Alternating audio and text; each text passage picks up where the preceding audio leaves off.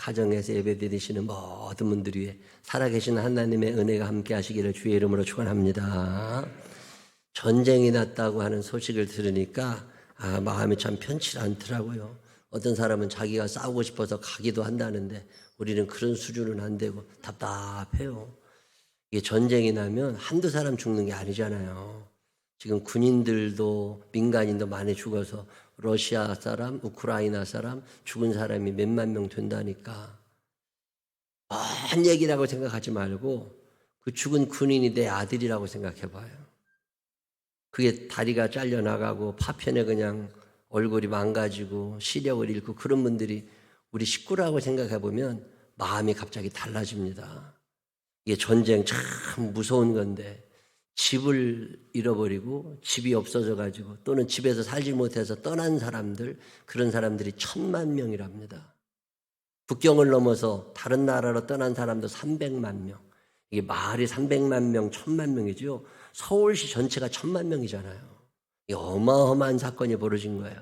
근데 우리는 무감각해. 에이, 뭐 그런 놈들이 있었나 보다. 그리고 전혀 딴 나라 이야기는 아닌 게 기름값이 올라가잖아요. 주유해보면 알아. 이자가 점점 높아져 가지요. 물가 점점 올라가지요. 이게 전쟁 무서운 거예요. 전쟁의 소식만 있는 게 아니라 산불이 났다고 그러니까. 여러분 어떻게 느꼈는지 모르지만 저는 그 강릉에 자주 갔었거든요. 야, 그 나무들이 다 타고 그 탄 면적이 서울시의 40% 정도가 타 없어졌다고 그러는데 지금 전 세계적으로 문제가 되고 있는 게 이산화탄소 비율이거든요. 산소가 많아야 사람이 숨을 잘 쉬고 삽니다. 근데 이 산소를 공급해 주는 게 나무잖아요. 그 나무에서 산소가 뿜어 나와야 우리가 숨을 쉬고 사는 건데 그 산소 공급처들이 죽어가는 거예요. 그러면 그 동네 그 울창한 속에서 살던 사람들이 병이 점점 늘어납니다. 이 나무가 굉장히 중요한 거거든요. 그 함부로 비면 안 되는 것들인데 이거 참 심각해요. 산불 때문에 소방인원이 6,972명, 소방장비 2,599대가 동원됐다고 10일 동안 울진뿐이 아니죠. 강릉 쪽에서도 영월 쪽에서도 거의 동시에 산불이 나는 바람에 정신이 없었습니다. 주택 350채가 탔대요. 창고 320채, 비닐하우스 60채, 축사 16채, 340명의 이재민이. 뭐 그런 사람이 있었나 보다 그러시지 말고 그 이재민 중들이 우리 어머니라고 생각해 보시라고. 밤에 잠잘 데가 없어진 거예요. 그래도 지금도 임시 숙소에도 주무시는 분들이 꽤 있습니다. 세수하기도 불편하고 화장실도 같이 써야 되고 이게 보통 불편한 게 아니에요. 이런 산불이 나고 전쟁이 일어나고 여러분 그럼 무슨 생각이 드세요? 코로나 바이러스가 만만치 않습니다. 난 참 우리 대한민국 대단하다고 생각하는 게 뭘 하면 세계 1등이야. 코로나 확진자 세계 1등이야 우리가. 하루 확진자. 우리나라 참 대단해. 2등을 못 견뎌 2등을. 그냥 꼭 1등 해야 돼. 이게 인구 대비 확진자 수가 세계 1위라네 우리나라가 하루. 야, 하루에 돌아가시는 분이 400명이 넘는다는 얘기는요. 엄청난 거거든요. 화장터가 10,000원이 돼가지고서 서울 시내 기껏해 하루에 70명. 근데 그 인원이 늘 여유가 있었는데 지금은 서울에서 돌아가시는 분들 때문에 원주로 계속 강원도로 충청도로 내려가는데도 감당이 안 됩니다. 그리고 어떤 집은 6일장 치르니까 그 목사님 얘기 들어보니까 첫날 가서 예배 드리고 둘째 날 입관 예배 드리고 장례수도 다 집에 가. 다 집에 가고 짐 빼. 그랬다가 화장하는 날 다시 온대요. 있고. 별일이 생긴 거예요 지금. 이게 돌아가시는 분들이 그런 사람들이 있었나 이렇게 생각하시지 말고 그게 내일이라면 내가 어땠을까 이런 생각을 한번 해볼 필요가 있습니다. 사회가 너무 혼란스러워지니까 사기치는 놈들이요 머리가 더 좋아졌어요. 오늘 뉴스 보니까 교통카드를 가지고도 보이스피싱을 해가지고 몇 천만 원 빼간 사람이 있더라고요. 정말 조심하셔야 돼요. 70대 그러면 평생 모은 재산 20억 보이스피싱으로 날렸다고. 야, 그게 안 당할 것 같지만요 그게 쉽지 않습니다. 안 만나야지 만났다가는 끝이요. 우리 교회도 한번 오신 적이 있는데 저로 만난다고 미국에서 오신 어떤 목사님이 계세요. 지난 10월 가을에 어떤 모임이 있어서 갔더니 그분이 거기 계시더라고요. 미국에서 잠깐 귀국했다고. 근데 어울리지도 않는 너무 비싼 외제차를 타고 오신 거야. 아니, 목사님들 중에 외제차 타시는 분들이 간혹 있기는 해요. 근데 다 여유가 있고 뭐 누가 사줬고 이런 거지 본인이. 근데 그분은 교회가 그리 크지도 않고 미국에서 유학생들 데리고서 사시는 그런 목사님이신데 너무 좋은 차를 타고 억 단위 차를 타고 오신 거야. 한국에 며칠 와 있는 동안에. 그래서 웬일인가 그랬더니 아들이 외국 그 외제차 딜러인데 이걸 이렇게 한다고. 그러면서 아는 목사님들 찾아다니면서 아들이 외제차를 사서 팔아야 되는데 이름 좀 빌려달라고. 근데 이름을 목사님들이 좀 순진하잖아요. 그래서 그런 이름 대신 빌려줬는데 차는 그 사람 이름으로 사가지고 차를 밀수출로 팔아버려. 그러면 차값을 이름 빌려준 사람이 1억 원을 다 내야 돼요. 야, 이렇게 사기당한 사람이 지금 30명가량 돼요. 저랑 가까이 지내는 목사님들 4분이 저한테도 얘기 있었겠죠. 근데 나는 그런 거 이름 안 주거든. 나는 이게 딱 판단이 되잖아. 이거 뭐 냄새가 난다. 근데 꼭 그런데 오지랖 넓은 사람들이 그거 써요. 자기만 썼으면 얼마나 좋아. 부인 이름 갖다 주고 딸 이름 갖다 주고 3대나 해준 사람 있어. 3억 원. 하루에 한 달에 그 활부하고 내야 되는 게 350만 원이래 2대가. 그리고 목사님들이 그 돈이 어디 있어요. 그래서 뭐 고소한다고 있나 벌써 사라졌지. 사기가요 보통 많아지는 게 아닙니다. 혼란스러우니까. 제가 작년부터 가상화폐니 주식이니 이런 거 많이 하지 마시라고 몇 번 말씀을 드리는데 영 끓이라고. 영혼까지 모아가지고 그거 다 그냥 가상화폐 사야 된다고 주식한다고 젊은 사람들 중심으로 지금 폭락하면서 10만 원, 100만 원, 1000만 원, 1억 없어진 사람이 한둘 아닙니다. 그러니 얼마나 속 터져요. 우리가 그런 전문가들은 아니지만 탁 보면 알잖아요. 이거 오래 가면 안 돼.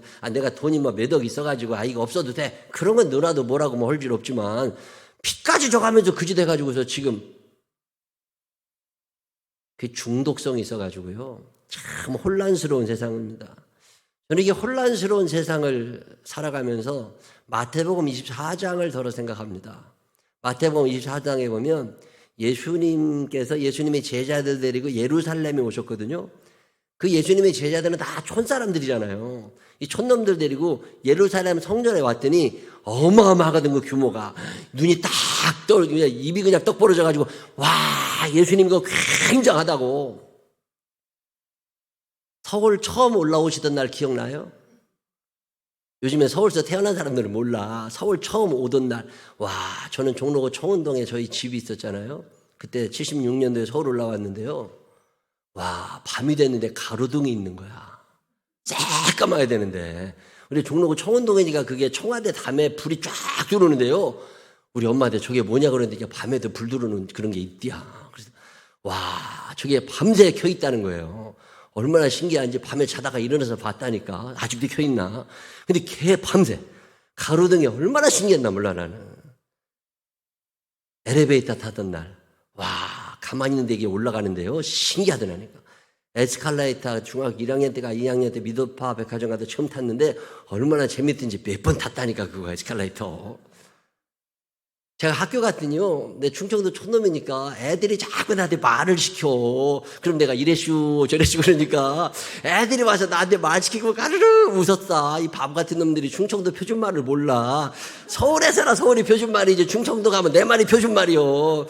근데 이놈들이요 그걸 몰라. 그리고 와서 자꾸 말 시키고 까르르거렸어요. 이 촌놈이 서울 오면요 눈이 막 달라지고 야 귀가 달라지고 그러거든요. 지금 예수님의 제자들이 그런 거예요. 이게 처음 예루살렘에 와가지고 와 눈이 막. 그때 예수님께서 제자들을 불러다가 뭐라고 그러시냐면 야 이 성전 폼나는 거 이거 대단한 거 아니고 이게 곧 무너져. 너희들이 죄악이 많아서 하나님이 이거 심판하시는 날 다 무너지니까 과거와 현재를 보지 말고 미래를 보면서 살아. 예수님이 레슨 가르침을 주십니다. 근데 제자들이 하는 이야기가 예수님 이 엄청난 게 어떻게 무너지냐고. 이게 무너진다니까. 언제 무너지는데요? 예수님께서 뭐라고 그러세요? 그때 그 장소 그 시간 정확히는 모르지만 시대를 분별할 줄 알아야 된다. 거짓 선지자가 계속 나타나. 하나님의 말씀이라고 선포하지만 하나님 말씀이 아닌 사람들이 늘어날 거다.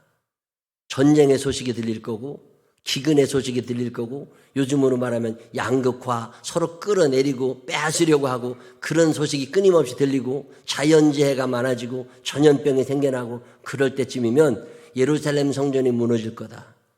마지막 날에 가까워 온 거니까 너네도 준비해야 돼. 제자들이 안 믿었잖아요. 근데 얼마 지나지 않아도 진짜 예루살렘 성전이 다 무너집니다.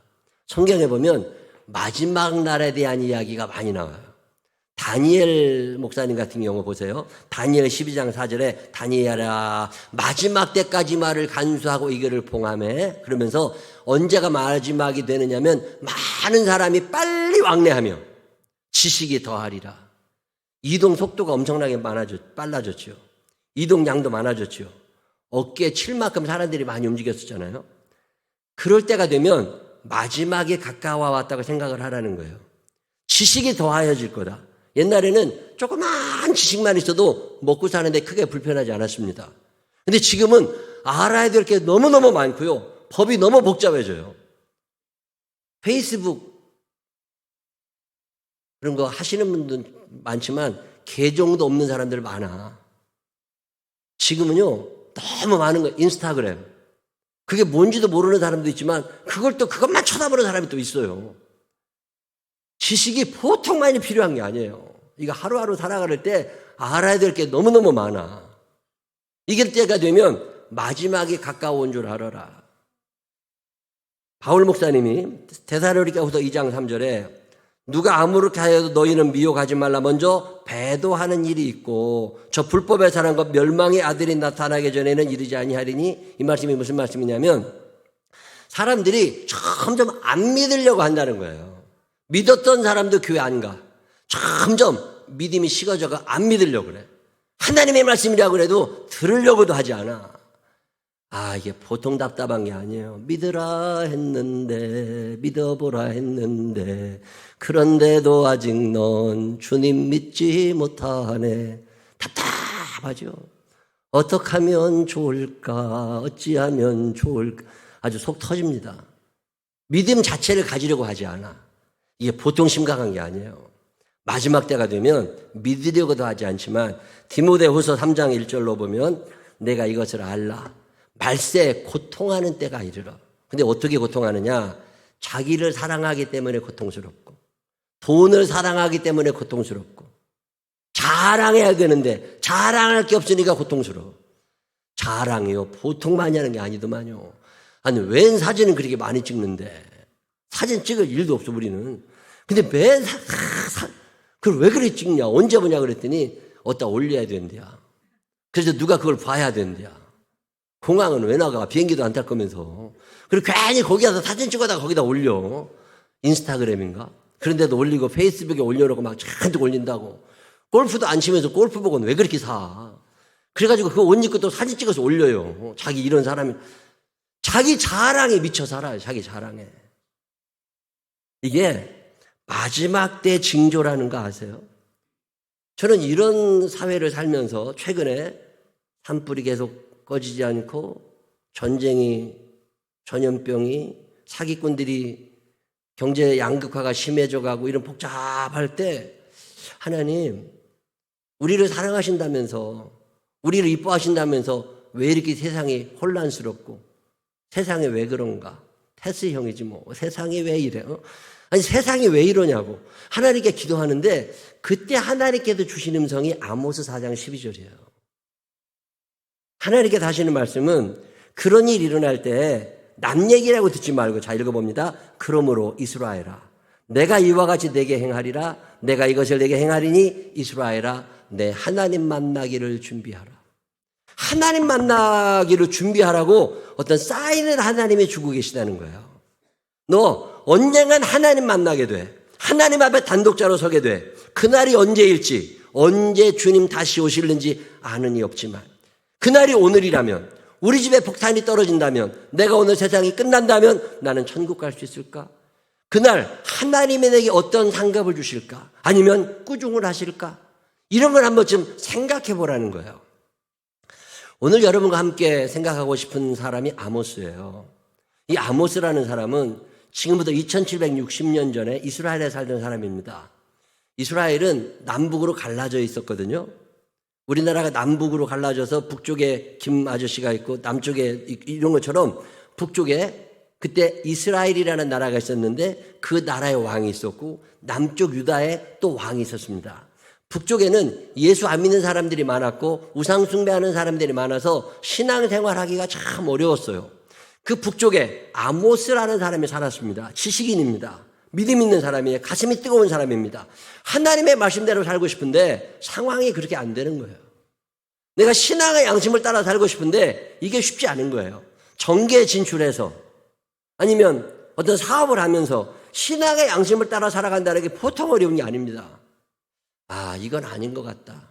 내가 이 땅에서 돈 좀 번다고 힘 좀 있다고 하나님을 떠날 수는 없지. 그래서 아모스가 다 관둡니다. 그리고 믿음 생활하기 참 좋은 곳을 이사 가는데 그게 남쪽 나라 유다예요. 국경을 넘어서 남쪽으로 이민으로 온 거예요. 그리고 와가지고 드고아라고 하는 산지에서 베들레헴에서 한 10km 정도 떨어져 있는데 우리나라로 말하면 해피 700 평창 뭐 이런 데입니다. 그런 데 가서 집을 짓고 거기서 농사를 지으면서 양을 몇 마리 키우면서 그러고서 거기서 살고 있었어요. 그러던 어느 날 이 아모스 목축도 하고 농사도 짓는 이 지식인 이 귀향 낙향한 사람처럼 거기서 은둔생활하면서 살고 있는 아모스에게 하나님의 말씀이 임합니다. 뭐라고 말씀하시냐면 야, 너 여기도 계속 있지 말고 다시 북쪽으로 가. 그래서 북쪽 사람들에게 얘기를 좀 해. 그래서 그때 아모스가 받았던 말씀들을 쭉 적어놓은 게 아모스라는 책이에요. 이 아모스 1장 1절은 이렇게 시작합니다. 유다왕 우시아의 시대, 곧 유다왕 우시아는 남유다의 왕이었습니다. 그때 곧 이스라엘 왕 요아스의 아들 여로보암의 시대, 북이스라엘에는 여로보암이라는 왕이 있었어요. 남유다는 우시아. 이스라엘 역사 전체 속에서 다윗과 솔로몬 시대만큼이나 번성했던 시대가 이 시대입니다. 경제적으로 풍성했던 시대예요. 그때. 근데 그 다음에 지진전 2년에 지진이 일어나가지고 북이스라엘에 쑥대밭됩니다. 그 지진 일어나기 2년 전에 드고와 목자 중 아모스가 이스라엘에 대하여 이상으로 받은 말씀이다. 이게 아모스 1장 1절이거든요. 자, 아모스라는 사람에게 하나님의 말씀이 있어요. 그래서 다메섹은 이렇게 멸망할 거다. 암몬은 이렇게 멸망할 거다. 두로는 이렇게 멸망할 거다. 에돔은 이렇게 멸망할 거다. 그리고 쫙 심판을 선포하시는데 그때 이스라엘의 상황이 아주 안 좋을 때입니다. 경제적으로는 풍성했지만 하나님에게서 사람들의 마음이 떠나 있어요. 완악해요. 이게 하나님 말씀입니다. 에이, 뭐 이러던 시대입니다. 범죄가 점점 많아졌겠지요. 죄가 점점 심해졌겠지요. 양극화가 일어났겠지요. 끌어내리려는 자와 안 뺏기려는 자들의 다툼이 있겠지요. 인신매매가 있었습니다. 없는 사람들을 깔아뭉개고 모욕하던 시대, 하나님의 말씀이 받아들여지지 않지만 삶은 풍족해요. 주머니에 돈은 점점 늘어나서 갈증이 사라진 시대입니다. 더 이상 영적인 문제로 고민하지 않아요. 아, 그냥 먹고 살만한데, 아, 지금 돈 있는데, 아, 그냥 벌면 되는데, 뭐 이런 시대입니다. 그때 아모스 선지자에게 4장 1절에 특별한 구절 하나가 나와요. 혹시 읽어보셨던 분 기억나시는 분이 있을지 모르겠습니다. 4장 1절 사마리아의 산에 있는 바산의 암소들아 이 말을 들으라. 자, 사마리아의 산, 사마리아 지역에 큰 산이 여러 있는데 그중에 바산이라는 도시가 있어요. 이 바산의 암소들, 그 바산은 풀이 너무 좋아가지고 그 바산에서 풀을 뜯어먹는 암소들 가격이 제일 비싸. 그래가지고 그 바산의 암소들이 맛있어가지고 잘 팔려나가는 때 하나님께서 아모스에게 뭐라고 말씀하시느냐면 바산의 암소같이 놀고 먹고 피둥피둥 살만 찌고 아무런 긴장감 없이 살아가는 이들에게 주시는 말씀이 이 말씀이에요. 바산의 암소들아 이 말을 들으라. 너희는 힘 없는 자를 학대하며 가난한 자를 압제하며 가장에게 이르기를 술을 가져다가 우리로 마시게 하라 하는도다. 자, 술은 여자가 남자한테 따랐겠어요? 남자가 여자한테 따랐겠어요? 여러분 아세요? 경제 상황이 어려울수록 남자가 힘이 셉니다. 우리나라도 70년대, 80년대는요, 여자들이 다 죽어 살았어요. 아버지가, 할아버지가 좀 깽판을 치고 막 상식 이하의 짓을 해도 다 주진우로 살았다고. 어려운 나라일수록 남자들이 힘을 써. 산업이 발달하고 돈이 많아지잖아요. 그럴수록 남자들이 기가 죽어. 왜? 다 뺏겼어, 여자들한테. 지금 대한민국이 지금 그렇게 돼가는 거잖아요. 야, 남자로 사는 거 힘들어요. 남자들끼리 얘기지만 이거 여자로 태어났어야 돼. 이런 사람 요즘에 많아요. 여자들이 주머니가 넉넉해진 거예요. 그래, 일도 안 하네? 먹으러 다녀야지, 놀러 다녀야지, 싸우러 다녀야지, 수다 떨러 다녀야지. 다닐 때는 너무 많아. 비행기 타면 다 여자들이 타는 거예요. 이게 지금 이 바산의 암소예요, 이것들이. 난 이 바산의 암소를 딱 읽는데, 아우, 우리 어떤 권사님, 집사님이 생각나는 거예요. 이게 바산의 암소들아. 너희들 그러면 안 돼. 너희들 그러면 안 돼. 성경은요, 원래부터 남자한테 큰 기대를 하지 않습니다. 남자들은요, 태어나서 죽을 때까지 지밖에 몰라. 그게 남자들이요. 근데 여자들이 어머니의 모성애를 가지고 가정을 꾸려나가고 힘들지만 어렵지요. 그러니까 하나님 앞에 나아가서 기도했고, 그래서 새벽 기도가 여자분들이 다 와서 기도하고, 그러면서 가정을 꾸려나가고 사회를 꾸려나가고 여자들이 이걸 만들어 온 사회잖아요. 근데 그 여자들이 문제가 되기 시작한 거예요. 그러니까 하나님이 화가 나십니다. 이 바산의 암소들아, 너희들 그러면 안 돼. 그러면 하나님께서 그러지 말라고 어떤 사인을 주십니다. 그 사인이 뭐예요? 전쟁이 일어난 거예요. 그 사인이 뭐예요? 전염병이 일어난 거예요. 그 사인이 뭐예요? 자연재해가 일어난 거예요. 불이 나고 기근이, 비가 안 오고. 그러면 하나님께서는 사람들이 다 당신에게 와서 기도하고, 하나님, 저희가 풍족하게 살면서 죄를 많이 지었습니다. 하나님, 저희가 돈 걱정 없이 살면서 하나님의 마음을 아프게 했습니다. 우리를 용서해 주세요. 그리고 하나님께로 돌아올 거라고 생각하신 거예요. 근데 사람들의 마음은 이미 완고해지고 완악해져서 돌밭이 돼가지고 하나님의 말씀이 뿌려지는데 씨가 들어가지를 않는 거예요. 이런 시대에 하나님께서 아모스를 통하여 주신 음성이 아모스 4장에 계속 나열됩니다. 자, 아모스 4장 4절.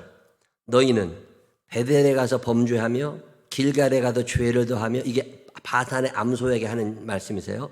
아침마다 너희 희생을 3일마다 너희 11조를 드리며. 자, 교회는 나와요. 교회는 나오면서 수예배도 드리고 새벽 기도도 드리고 성경도 읽어요. 11조도 드렸습니다. 그런데 누룩 넣은 것을 불살라 수은제로 드리며 예물이 온전치 않았다는 거예요. 누룩 없는 걸 드려야 되는데 누룩 있는 것을, 수은제는 갑자기 좋은 일이 생겼을 때 드리는 예물이거든요. 예물은 드려. 근데 부정한 방법으로 돈을 벌기 시작하는 거예요. 낙헌제, 기분이 좋아서 하나님께 드리는 예물이거든요. 우리로 말하면 감사 예물이죠. 감사 예물은 드리는데 마음이 하나님에게도 점점 멀어지더라는 거예요. 주일날 교회로 와서 예배는 드리는데 하나님에게서 마음이 멀어지고 세상에 잘 살기 위해서 하나님을 이용하고 싶은 거예요. 하나님, 내가 건강해야 됩니다. 하나님, 내가 아파트가 있어야 됩니다. 하나님, 내가 합격해야 됩니다. 하나님, 내가 돈을 벌어야 됩니다. 자기를 위해서 뭔가 열심히 노력도 하고 기도를 하지만 그 마음 중심에 하나님을 향한 사랑, 이웃을 향한 사랑이 사라져가고 있다는 거예요. 그래서 하나님께서 너희들 그러면 안 돼. 사랑하며 살아가야지. 그러면서 징조를 보여주십니다.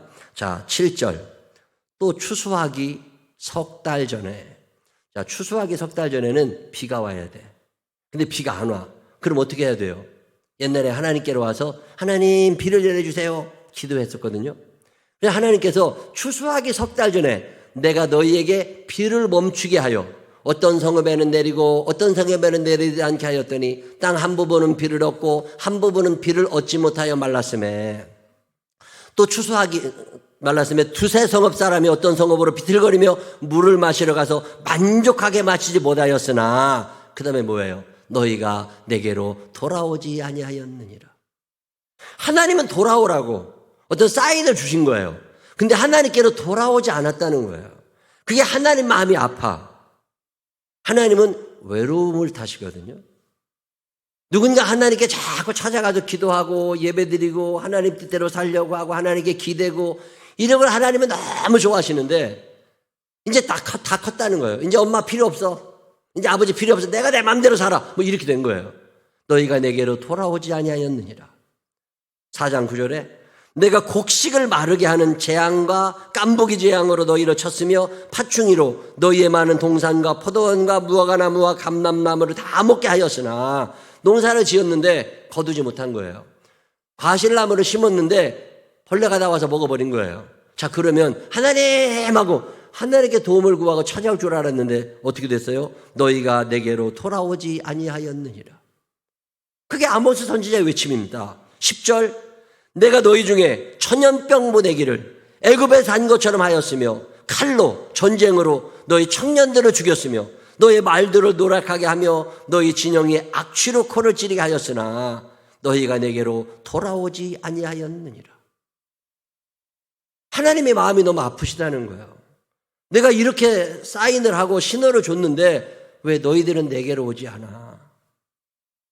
11절 내가 너희 중에 성읍 무너뜨리기를 하나님인 내가 소돔과 고모라를 무너뜨림같이 하였으므로 너희가 불 붙는 가운데서 빼낸 나무 조각같이 되었으나 다 불타서 거기서 하나 빼낸 것처럼 불구덩이 속에서 너희를 살려주었으나 너희가 내게로 돌아오지 아니하였느니라. 하나님의 마음이 너무 아프시다는 거예요. 산불이 났는데 하나님을 찾는 사람이 없어요. 전쟁이 일어났는데 하나님을 찾는 사람이 없어요. 전염병이 멈추지 않는데 하나님을 찾는 사람이 없어요. 사회가 혼란스러운데 하나님을 찾는 사람이 없어요. 하나님이 당황스러우신 거예요. 그래서 아모스 선지자에게 12절 그러므로 이스라엘아 내가 이와 같이 네게 행하리라. 내가 이것을 네게 행하리니 이스라엘아 내 하나님 만나기를 준비해라. 이제 데드라인이 넘어졌다는 거예요. 하나님이 우리에게 원하시는 것은 대단한 거 아닙니다. 이제 하나님께 나오라는 거거든요. 예배 잘 드려라. 기도 열심히 하자. 사랑하며 살자. 예수님께서 이 땅에 오셔서 주신 음성이 뭐예요? 계명이 어마어마하게 많이 있지만 너 하나님 사랑하고 이웃 사랑하는 거 그거면 다 끝나. 복잡하게 생각하지 말고 자기 사랑이라고 하는 이 사랑의 무게를 하나님 사랑, 이웃 사랑으로 바꿔놔. 그래서 너희들이 가난한 사람과 더불어서 약한 사람과 더불어서 병든 사람과 더불어서 같이 잘 사는 거 내가 보고 싶고 너희가 살면서 경제적인 문제가 생기고 육신의 문제가 생기고 사람과의 문제가 생겼을 때 그때 너의 능력으로 해결하려고 하지 말고 하나님의 전에 나와 기도하면 내가 너희를 기다리고 있다가 그 문제를 같이 해결하면서 너희에게 행복을 줄 거니까. 이게 하나님의 뜻이잖아요. 공의롭게 살면서 선한 양심을 가지고. 근데 우리가 재앙 앞에서도 하나님을 찾지 않는다는 거예요. 너희가 내게로 돌아오지 아니하였느니라. 너희는 이제 그런즉 여호와 하나님 만나기를 준비해라. 만약에 김정은이가 열심히 만들고 있는 미사일이 대한민국으로 방향에 들면 어떻게 될까요? 그래도 하나님 만나기를 준비하는 사람 많지 않을 것 같아. 도망가기 바쁘지. 물가가 더 오르고 환율이 더 치솟고 지금 환율이 1,200원대를 훨씬 넘어가고 막 이러지 않습니까? 골치 아파져요. 수출하는 사람들은 괜찮지만 수입이 큰 사람들은 변동이 클수록 불안해지는 거거든요. 위안화도 많이 올라가고 있습니다. 중국에 유학 보내신 분들 입장에서는 굉장히 타격이 커요. 안정이라는 게 없어진 시대, 불안정한 시대에 자, 불안하면 인간의 연약함을 알고 인간의 한계를 알고 전능하신 하나님 앞에 나와서 하나님, 우리가 이런 불안함이 있습니다. 나는 약하지만 당신 강하시고 나는 무지하지만 당신 전지전능하시니 우리의 길을 주님께 맡깁니다. 주님께서 우리의 길을 인도하여 주옵소서. 기도하면서 하나님 앞에 나를 맡기는 거, 이걸 하나님이 원하시는 거거든요. 근데 우리가 너희가 내게로 돌아오지 아니하였느니라. 산불이 한참 날 때 기도하는데 이 음성이, 이 전쟁이 끊어지지 않을 때, 확진자가 점점 늘어날 때 자꾸 이 음성이 마음에 들려요. 내 여호와 하나님 만나기를 준비해라. 그날이 오늘일 수도 있겠다. 내일이 아니라고 무감각하게 살지 말고 이제 우리가 준비를 해야 되겠다. 이 말씀이 저뿐만 아니라 여러분의 마음속에도 잠겨지게 되시기를 주님의 이름으로 축원합니다. 보험을 들었다고 해서 천국이 마련되는 거 아닙니다. 연금을 들었다고 해서 미래가 준비된 것은 아닙니다. 건강하다고 해서 천국이 보장된 건 아니잖아요.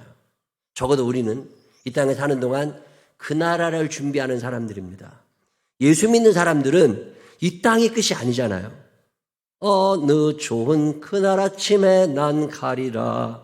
주가 주신 면류관 쓰고 난 가리라. 난 가리라 오 영광 난 가리라.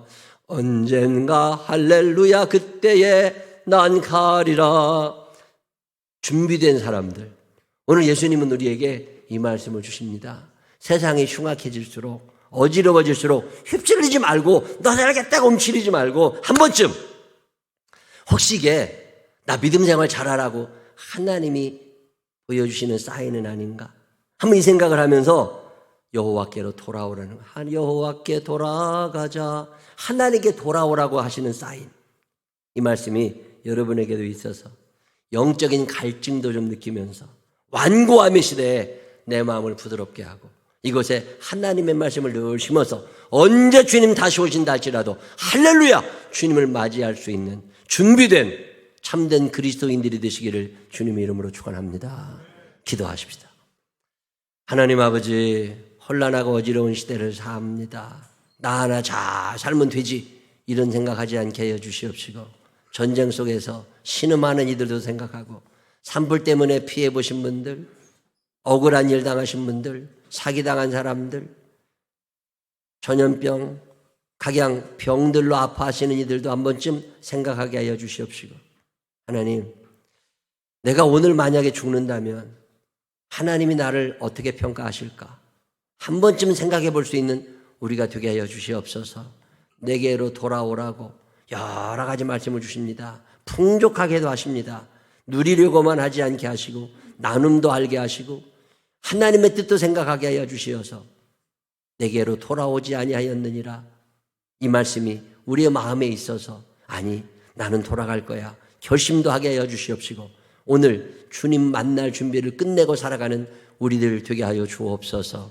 이 땅에 사는 동안 미래 준비도 하지만 주님 만날 준비를 늘 하고 살아갈 수 있는 우리들 되게 하여 주옵소서.